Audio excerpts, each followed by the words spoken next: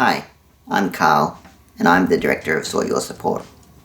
Over in the corner of my screen is my colleague Erin, who'll be signing in Auslan during this video. I want to get straight to the point and talk about what the NDIS is and who it is for. The NDIS is the National Disability Insurance Scheme. It's national, so available Australia-wide. It's for people with disability who join before they are 65.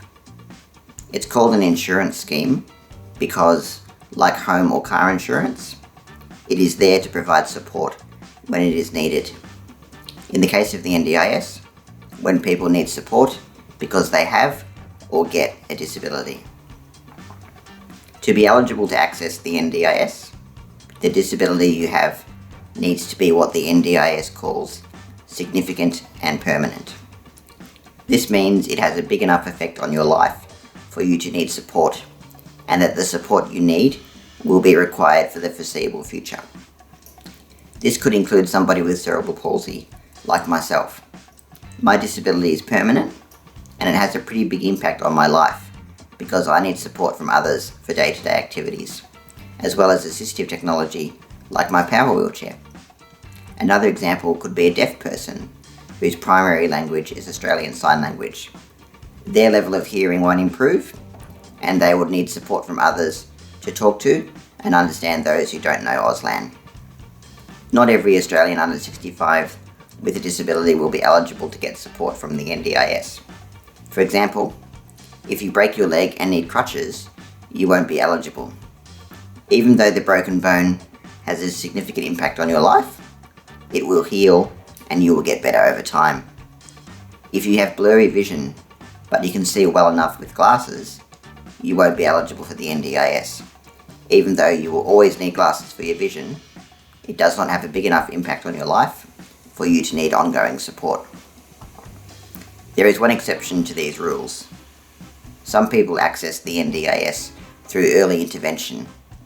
This is when their disability has a big impact on their life, but they may only need to be on the NDIS for a little while if they respond well to allied health therapy and other support. An example of this could be a child with a developmental delay.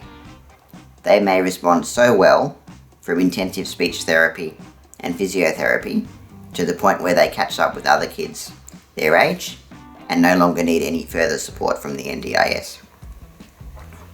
Let's now talk about what you get out of the NDIS. For those who are eligible for the NDIS, it can provide support for a wide range of different things. The funding is often called support because even though the NDIS gives people access to money, it must be spent on things that are disability related.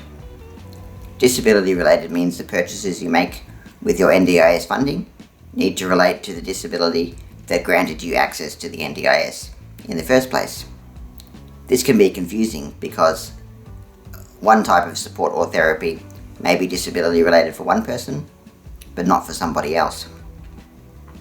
In general, the NDIS can provide funding for different therapies. This could be occupational therapy, physiotherapy, speech therapy, psychology, or any other disability related therapy. The NDIS can also provide funding for what is called core support.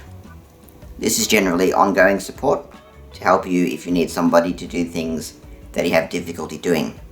For example, somebody helping you get dressed in the morning if you can't do this yourself.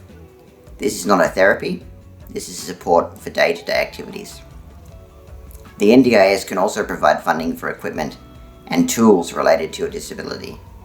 An obvious example of this might be a wheelchair for somebody who needs one. But another example could be a guide dog for someone who is blind, or hearing aids for people with significant hearing loss.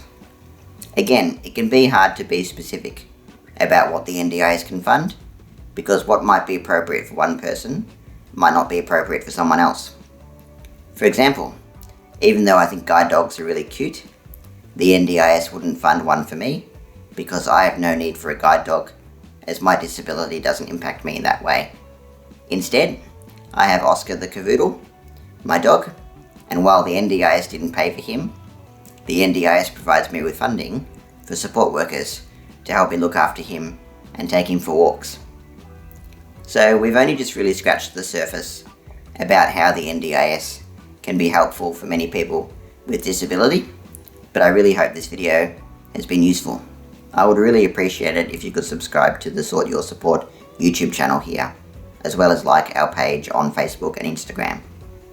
Also, please reach out if you think we can help you with the NDIS, and go to our website at www.sortyoursupport.com.au. Thanks again for watching. Bye.